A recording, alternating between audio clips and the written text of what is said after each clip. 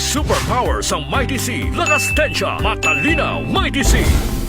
Nadakpan ang 7 ka motor bangka sa separadong operasyon batok sa ilegal nga pagpangisda sa 2 ka banwa sa 5 distrito sang Iloilo sa sulod sang 2 ka adlaw. Sa banwa sang Concepcion, 3 ka motor bangka ang nakumpiskar sa katubigan malapit sa Tago Island sang Agosto 23 Domingong adlaw matapos nga naaktuhan ang mga ini nga nagagamit sang round hole seine o kun baling nga ginadumilian nga pamaagi sang pagpangisda. Nakumpiskar man ang mga pukot ug iban pang nga kagamitan sa pagpangisda. Lakip na ang ginabanta 3 ka kilo sa naglain-lain nga isda.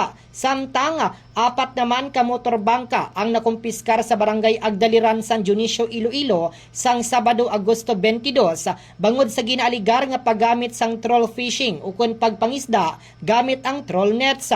Nakumpiskar man ang mga kagamitan sa pagpangisda kag pulo tanan ka kilo sang naglain-lain nga isda. Sa kabugusan, naglabot sa 910,000 pesos ang ginabanta nga balor sa mga motor bangka kag mga kagamitan ang nakumpiskar. Wala pa nalakip ang narecover nga mga isda. Ang operasyon ginpatigayon sang Iloilo Provincial Bantay Dagat Task Force. Kaupod ang mga personnel sang 2nd Iloilo Provincial Mobile Force Company kag Regional Intelligence Unit o kon RIU-6.